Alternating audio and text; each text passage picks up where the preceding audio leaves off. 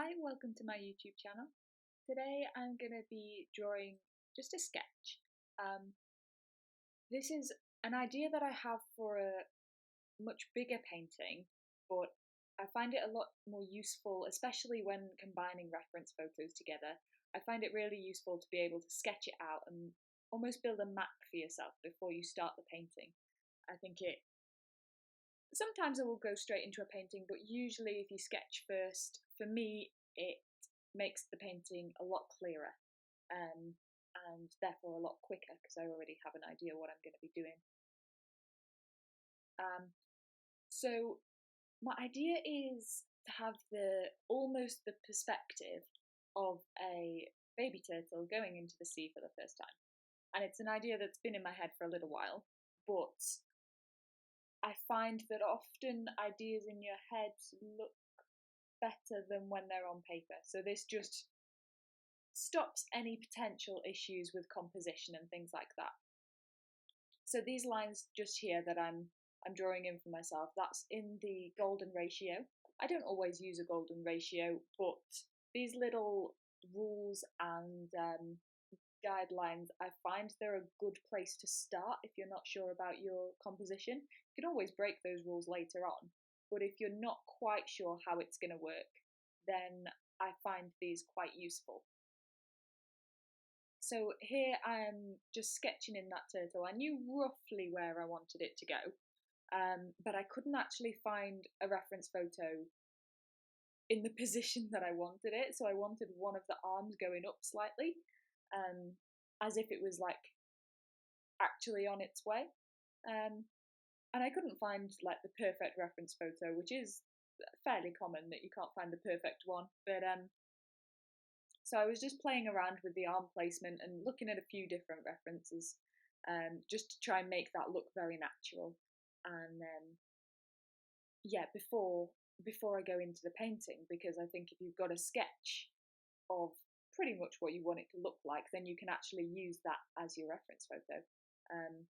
You can see I change it and play with it a little bit. So the other thing I wanted to get was some sort of sunset reflection, not just in the water, but in this kind of wet sandy area. I saw a few photos that it looked really, really good with that wet sand, but also reflection. So I think that's what I'll do. So here I'm just playing around with the shadows, making sure that all looks natural, because it's an amalgamation of several different reference photos. I haven't seen anybody with a photo exactly as I want to paint it of this, which I think is a good thing. It makes it very different to photography then. But it does mean you have to kind of play with your light sources and make sure everything is looking how it should be. You can see I'm fiddling with that arm there because it just wasn't quite where I wanted it. But then you've also got the added complications of working out where the shadows would be. So I find that just a lot easier to do. Strip it back to its most simple form, just one pencil and a piece of paper, and then try and work that out from there. I apologise if you can hear scratching in the background. There's a puppy here. Very cute, but not very quiet.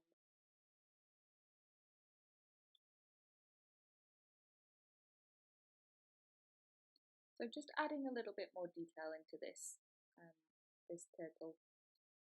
I don't need loads of detail because it is just me working out the composition, what kind of feeling I'm getting from the painting, where everything's going to be, the proportions of things, where the shadows are going to be.